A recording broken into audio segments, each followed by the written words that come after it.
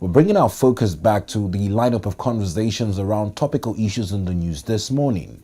We're now joined by a guest analyst in the studio, Dr. Aliyu Ilias, who lend his thoughts to the issues in the news and also make room for us to commence the dialogue on topical issues this morning. Hello, Doctor. Welcome to the program. Good morning. Thank you for having me.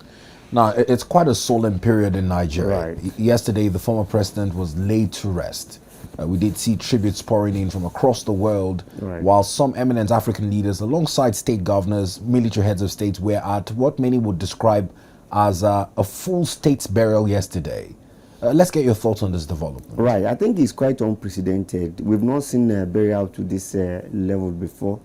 You recall that even President Umar Yar'Adua, who died as a president, is not to this level. So the credit will go to... When you talk about not at this level in terms of the ceremonial... In terms of the ceremonial, the organization of it, even the presence of people and what have you. So I think this is taken to the next level, which is a good one. But, it's with a lot of factors too. We could look at it that President Bola Ahmed Tinubu actually take the lead in that. He was there and by himself. And when President Ahmed Bola Tinubu, President of Nigeria, is somewhere, you expect that others want to go, either for political reasons or, a lot of people have to go there for different reasons. But do you think because probably the military background of the late President Muhammadu Buhari played a role in how ceremonious it was? So I think by and large, it has to do a role at this point in time. He's a military person, so the ceremonial is actually normal and also civilian, So it has the combination of it. I think that's what actually played major role. But I think the president of Bola Ahmed Tinubu also, you would have said, okay, since Shetima has been taking over, doing a lot of things, that he will just be here and things will go on there. But since he goes there personally, you can see a lot of senators, a lot of governors, president of other countries, they all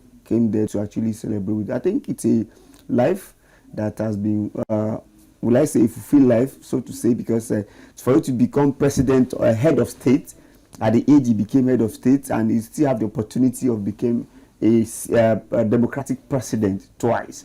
So that would have helped him to, only two persons in Nigeria's history have managed to attain such a feat. You are correct. Only two, he and President Olusegun Obasanjo. And I think I doubt if you will see such thing again, because we are now fully in democracy. So it's maybe difficult, because even if you have to even count how many of our former head of state is still alive, that's where you take it from. Maybe Gowon, maybe IBB, and you could see those one of our age. They cannot say they want to come and contest for civilian rule at this point in time. So I think it's a good one for him, and I must commend the government for a job well done. It was quite a scene of mixed emotions yesterday. One of the governors was caught on camera weeping uncontrollably whilst the president was being interred and laid to rest in Daura. Yes. What do you make of that moment? We saw Rada Diko,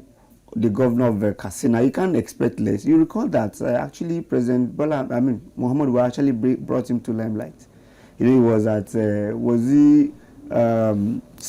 He was head of one of this agency, and it was through President Muhammad Buhari. Beyond that, also, you could see the number of entourage, that actually came, and everything fell on him more. He was overwhelmed, and you also saw this is the state. A lot of things that happen around. I doubt if that state have actually received such visitors like what happened. In fact, some of them could not land in Katsina at Umar Musa Yar'Adua airport. They have to land in Kano, have to proceed. Some have to land in Kaduna, because the airport itself, I'm not sure it's an international airport that can actually contain a lot of aircraft. So it's a very good one, and it's emotional. Even myself, the Nigerians are very religious. At that period of time, everybody is in sober reflection. We wouldn't know if that will reflect in their doing going forward. But it's a period of sober reflection. Now, Muslims talk about the tradition when once a person passes, you're not supposed to speak ill of the person. Right. But in contrast, a lot of reactions, particularly online, that I've seen regarding the death of President Muhammadu Buhari was shocking. We saw viral videos of persons going on a road walk to celebrate his death, or other persons talking about how some part of the controversial statements he made and actions he took rubbed off on the lives of Nigerians. No. In your perspective, yes, how do we make excuses for such behavior? Well, we cannot run from people discussing President Muhammadu Buhari. And this is the reasons. We have to speak in context. You know, his individual life and his political life and even military life. So it's now become a state, you know, that is discussing him. So if you are discussing him on this context, you are discussing him on the issue that how he actually governed Nigeria. So he cannot run from that. And that's why if you see a lot of analysis, they said Buhari as a person has integrity. It has never been caught being corrupt. He has never been caught not being upright. But when he governed, it was a different thing. And when you're talking about when he governed too, you have to also put it in context. When he was a military head of state, you could see war against indiscipline. You will say he will give a command. Those that are found wanted in terms of drug and what have you, he said they should kill them and all those things. Those are tenable in military, you know, era. But now it's democracy. Democracy, I recall President Muhammadu Buhari sent some bills to National Assembly. And National Assembly, President Muhammadu Buhari failed to assent to a particular bill like 3 times. Assembly is insisting that this is democratic rule. It is not what you want. It is what the entire, you know, actually wanted. And that's what actually happened. So some of the decisions, even he, before he handed over to President Tinubu, he said, please, if I have offended you, please forgive me. So I don't think you can actually be a head of state or a democratic government that you not step on toes. That simply means you're not ready to lead. So you must have stepped on toes, and I think people are free to discuss it. It's not bad, because how you felt him is not how I felt him. You know, even those people during military rule, I've listened to somebody this morning that said during the military rule, he used Decree 4. Decree 2 and 4. Decree 2 and 4 and said, even though what you are discussing is right, but you are exposing government agency, government activities, it should be, you know, 7 years imprisonment. You know, a lot of things like that. So I think by and large, people are free. But I only want to say, as a Nigerian, we also have to caution ourselves, because there's a limit to what we should be saying. Because I've seen a lot of it, you know, on social media. But we are not God. God knows how he will judge all of his person. So we only wish him Al-Jannah Firdaus. Now you've made reference to freedom of speech whilst as a military head of state between 1983 and 1985. Right. But even as a civilian president, he was also criticized for his relation with the media, particularly off the back of the incidents on TikTok where his tweet was deleted and there was a massive anti-hate speech campaign whilst he was president. What do you make of his relationship with the media and his disposition towards criticism whilst a civilian president? Well, I must tell you that I see him much more tolerant during that period, because you know why? When you're coming from military idiosyncrasy, you know, you see that the disposition is not expected to be tolerant. But at the point he became a Democrat, he does not have choice, because people have to talk. In fact, at a particular point, one of the leaders is saying that, did you hear what Osibajo was saying, that he wants to sue somebody who actually defamed him? You know, President Muhammad Buhari was telling his friends that, you better ignore it. Do you know what they have been saying about me? We have to just let it. So at the point he became a Democrat. But the thing is, his handler is another issue. Because if you look at the issue of tweets being deleted and what have you, I think at that point we said we want to sanction Twitter. And Twitter was banned in Nigeria. And a lot of things will happen. But the thing is, you cannot find that, you know, less of that in a democracy that is just growing. So we pray over time. We have also seen such thing, little things that happen, even during President Bola Ahmed Tinubu, who is a full Democrat. We also see that some journalists are, you know, still being, you know, challenged and a lot of things. So it's normal to happen. But the thing is, it should not go out of hand. So for me, by and large, Buhari tried to become a Democrat to the level at which he can actually be.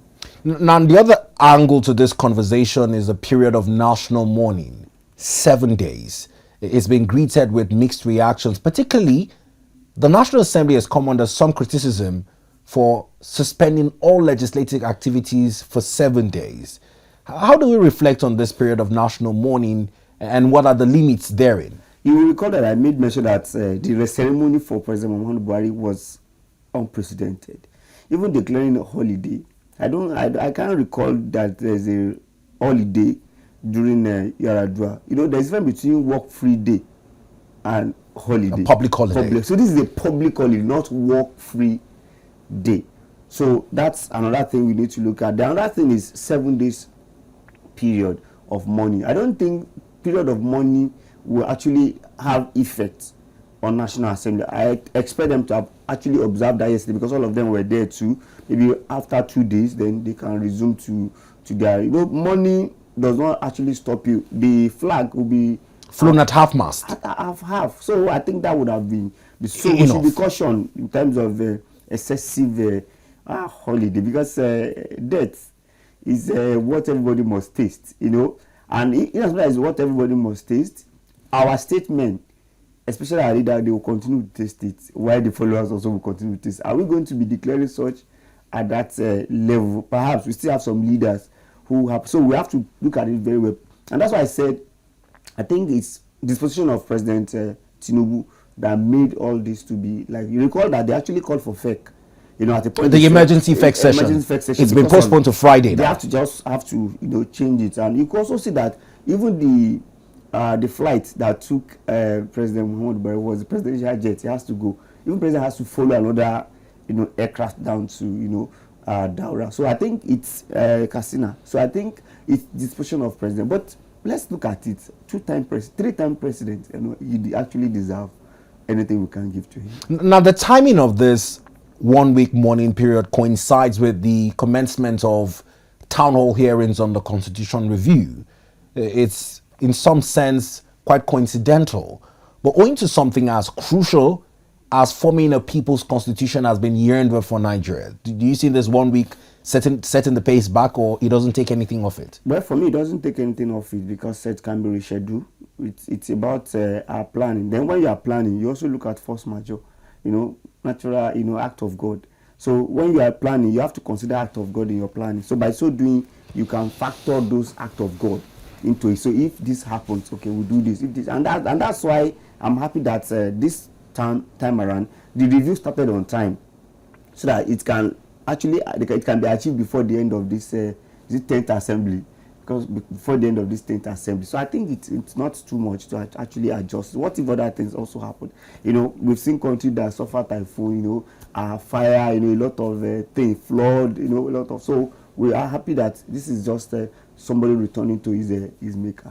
Still on our conversations based on a period of national mourning, I've looked at a couple of replies and statements made by the late President Muhammadu Buhari's handlers, even as national mourning is ongoing. I would like to cite a few examples. Right. Mr. Femi Adesina made quite a controversial statement headlined in one of the newspapers this morning, the Standard Times newspaper, where he said that should the late President Muhammadu Buhari have used local hospitals in Nigeria, he would have been long dead before now. This is quite a controversial statement to make, while some Nigerians believe that in a decade in office, the state of our health facilities could have been better. How do you judge statements made by Mr. Femi Adesina? Well, what's the spokesperson of President Muhammadu Buhari, Femi Adesina, made is it's an indictment on their for 8 years administration. That means they did not do the right thing during that. Remember, was it during their period they have to fix the Aso Villa clinic? I recall it was fixed in their period. So I don't see reasons why we make that statement. I think it's uncalled for. It affects the sensitivity of Nigerians. How can you say that statement that if you had been in Nigeria? So that means Nigerians that are dying have been dying because of poor health facility. That's just the interpretation of it. Now, he could argue on the fact that his status would have been revealed, right? Because up to now, nobody gets to know what actually is ailment like. Some speculations are it's leukemia. It's leukemia, a lot of speculations. But if it's Nigeria, would have. I recall, was he Ajumobi, the governor of then Oyo State, when there is issue of COVID-19. You know, he was in an hospital and we could see the footage of his place where he was in the hospital, and which is quite There was no wrong. privacy. There was no privacy. And, you know, at UK, there's a lot of law. So I would have agreed the argument in that area that because the privacy wouldn't have been so, you know, secure to that extent. For me, and I'm telling you this, you can look for health anywhere in the world. I've seen Indians looking for health in America. I've seen Americans going for health in India, going for... And even here in Nigeria, owing to our advanced kidney transplants. Exactly. People, it's even much more financially, how do I put it? It's much more, it's cost effective to come back to Nigeria from people abroad to have transplant and what have you, because, you know, you are paying in naira. Why there you have to go, you have to pay in pounds, you know, what have you. So I think it's, but for me, for him to have said that affects sensitivity of Nigeria, and it's quite unfortunate that he will come from a leader who is a spokesperson. You know, when you are a spokesperson, that means you have the culture, the discipline of knowing what to bring out and what not to say at a particular time. I think it's an indictment on him. Another of such aides of the late President Muhammadu Buhari, who has also gone viral for making statements, is Mr. Shehu. He talked about the handling of the days outside office by the president owing to his ill health at the time, and he openly admitted to fabricating stories. One of such stories was captured in his book, where he said he had to fabricate the rats invasion stories, that the president couldn't stay in office because the villa was invaded by rats. Right. You know, when some of us get to hear that, you know, it was quite, you know, we try to fathom what could bring such a, you know, statement, villa, rats, you know, what have you. So, and then most of us agree that it was just fabricated so that they can actually get an excuse to moving out. And for him admitting, I think this is what people should be careful about. You know, there's some statement they tend to actually make that when they made that statement, it will now shows that they are living fake life, or they are giving us fake news, or they are presenting Nigeria, you know, that's the way Nigeria was. And I think there's some things you do that don't find a time to reveal it, just let it die like that. So they fail in that area to bring out such a statement. It's not necessary to put such in the, because it shows that those that are there now also have something that they're trying to, you know, cover. That's the meaning. Now, do you think that all this rhetorics by his former media aides at a time when we're supposed to be mourning the demise of a president at a national level somewhat conflicts the mood? If you notice, most of them are quite some time out of media because they don't have what to present day to day. So I think they are looking at finding a way to also... You think they're milking this opportunity? I'm telling you, that's just, it is. Even presenting a book and, you know, doing a lot of things, reveal a lot of things, is an opportunity for people like you, media, to start calling them and engaging them on why this, why. Because I noticed yesterday a lot of ministers that we have even forgotten about them because of this situation. They started coming out to say a lot of things about President. I could see Amina, you know, a lot of them coming out to say he's good, he's that, he's this. No, it's just because they want to also come to the limelight, as it were. And you will recall that, you know, the camp of Bola Ahmed Tinubu or his own people are likely, they are not actually accepting a lot of people that have actually, you know, when like Malami, all of them are even finding solace in ADC. So it's opportunity for them to actually, you also see that when people actually went to the burial, some people dress, you know, in some manner just to, and some people say it's much more... Talking about dressing, are you talking about the former River State governor? Right. So, do you think it was out of place to have donned on that turban? Well, it's much more of ceremonial dress, you know, and this is the money... Was he ill-informed on that? Well, it depends on the handler. But for me, that dress is much more of ceremonial. Is when you are doing the ban, when you are having a title or a lot of things that you put. So you can also see former vice president Atiku Abubakar. You know, you can also see people, you know, greet him, verify. You know, it becomes ceremonial and political opportunity as well. Well, it's a period of national mourning. Whilst flags are to be flown at half-mast, a lot of criticism has trailed some of the statements made by the late President Muhammadu Buhari's media aides, and how it has also impacted on this period of national mourning, which has also coincided with a one-week recess as taken by the National Assembly.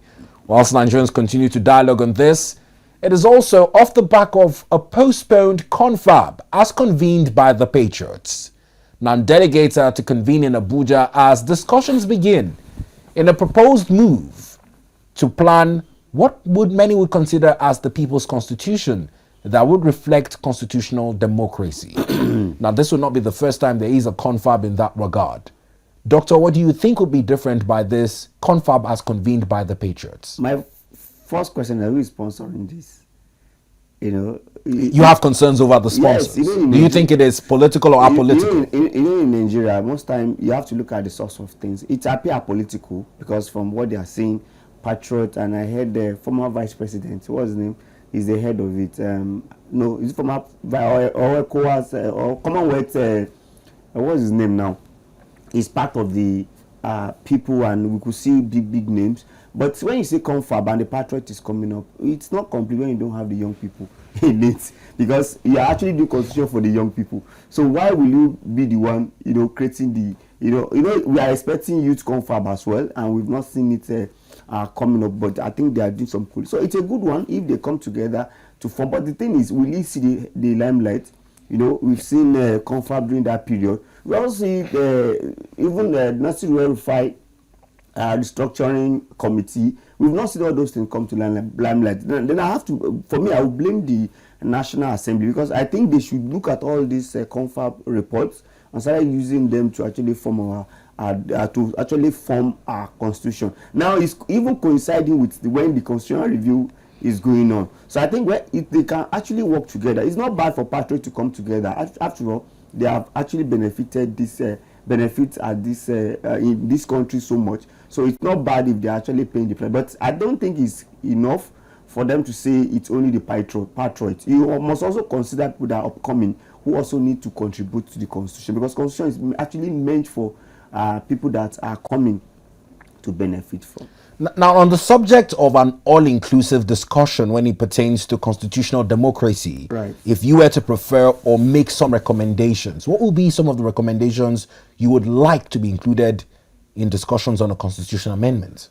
Well, the one we find convenient for us, and we use rhetorics, is what we call restructuring.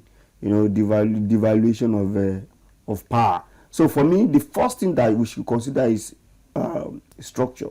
We have to look at the structure whereby the unitary system will be looked into. Because if you look at it very well, the center take the whole thing and give the countryside, and also decide on what happens. But for me, I'll find a situation whereby even the natural resources that belongs to Kogi State will be able to actually annex it, take it, and bring percentage to the center. By so doing, we will have developed, because every state would have tapped into it. It won't be that federal government is the sole owner of it. These are the things that we must start looking at. So for me, I think it's devaluation of power that I want. Okay. Devolution of power. Devolution of power, rather. Yes. In keeping with other subjects to be discussed this morning, let's also narrow the focus down to investment opportunities. Now, earlier on the Daily Independent, the lead story was about Cashew expansion drive. Now, investors have pegged the marks that Nigeria has the potential to become the world's largest cashew producer. This brings conversations back into the agri value chain. Beyond visiting local markets and seeing cashews being cocked in bottles and sold, I think on the average between 8,000 to 10,000 naira per bottle. Right. How much of a potential is untapped in the cashew production industry in Nigeria? Right. I think we have that we are weak in terms of harnessing our potential. Until somebody outside come in and say this is an opportunity, for even at that, when they told you that this is an opportunity, you still find it difficult. I think those states need to look into it critically. It could be a state driven. It must not be federal government that drive it. A state can see that, okay, we have this in abundance. A place like even FCT, we have this in abundance. Can we harness it better and make sure we make business out of it? This is what Ethiopia as a country does.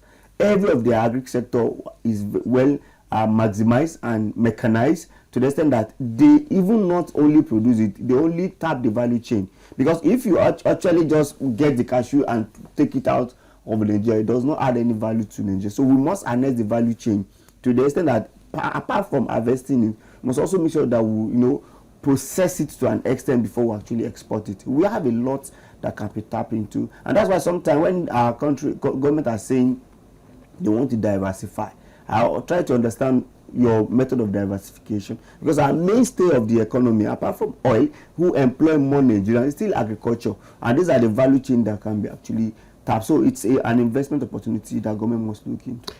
Now, talking about government's participation, there's a National Cashew Association of Nigeria.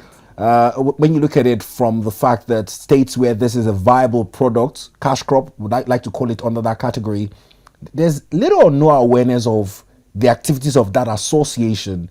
Where do you think that we're lacking in that chain of communication? Right. The issue of association depends. Now, that's where we have it. When you have people that are not that exposed and educated in an association, that's what happens. And that's why farming must be attractive, so that those that are much more educated, and those that have studied agriculture, those professors of agriculture, can actually come in and actually take the lead, until you have people that can actually do more and expose it more and create market for it. That's when we can have. So I think we should attract more advanced and learned people, especially youth, into it, so that we can actually tap into it, and technology can also come into it. And anything that attracts technology, youth tend to actually go towards it. So I think that's what we should do now. We should make sure that it is attractive to other people that can actually do it, because if the association is having a robust member who can actually do more, we would have get to hear more, and they will speak more on those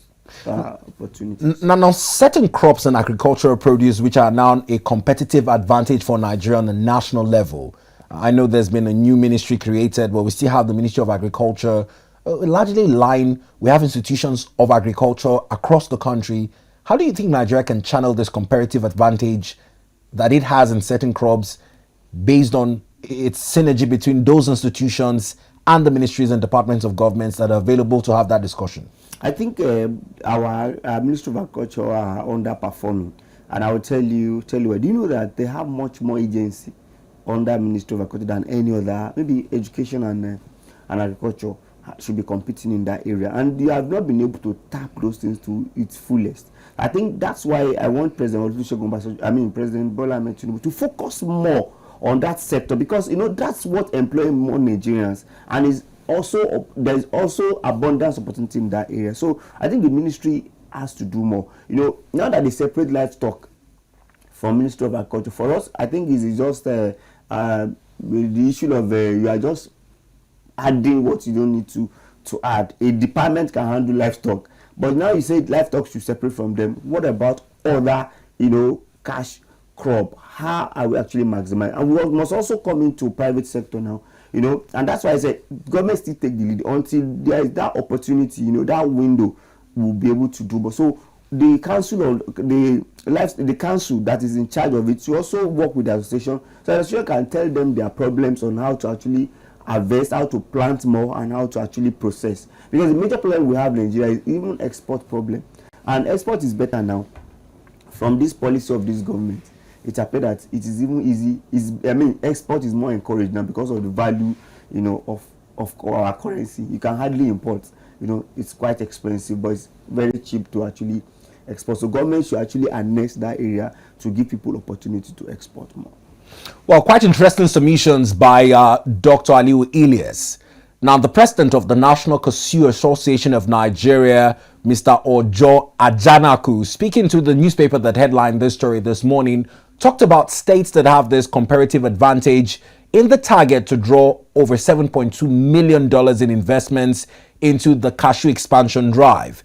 Those states include the likes of Kogi, Edo, Benue, and Enugu.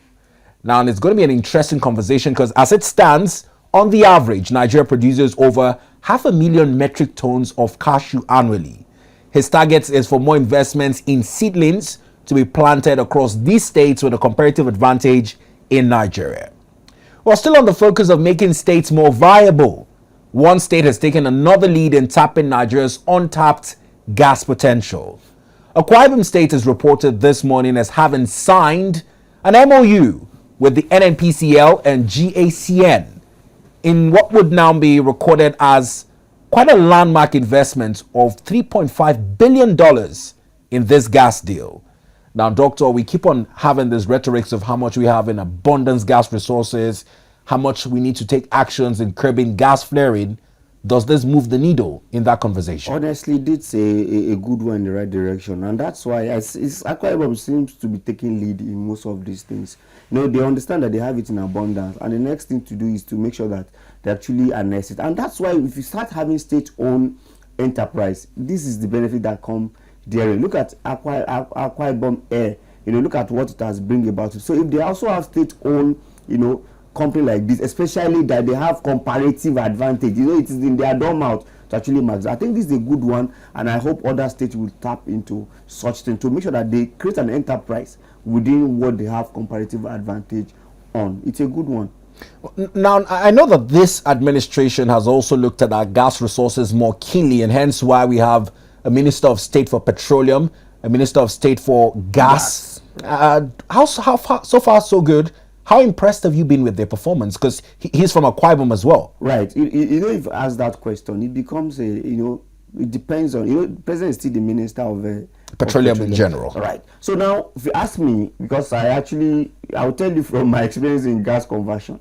So when they started that conversion, remember, gas is not a project of the President Bola Ahmed Tinubu. It was actually President Muhammadu Buhari. I recall we have the stations that actually started dispensing it then. But how far is the expansion? We expect them to have done more than this, because in as much as it's an alternative, and that's what you are doing. When you remove fuel subsidy, those are the part of the palliative to cushion the effect of it. So I expect it to have gone to do more. Then in terms of that's for gas. They won't talk about petroleum minister of state. Now, our refinery, how well and how far? The question is that every day we get to hear that it's not even performing to optimal levels. Either they said it has breakdown, what have you, and it's a serious issue. And for me, they should also do more. Because if you look at Dangote, the way Dangote is going, Dangote is trying his best to make sure that he's doing well. But he's doing well is going to be inimical to an extent.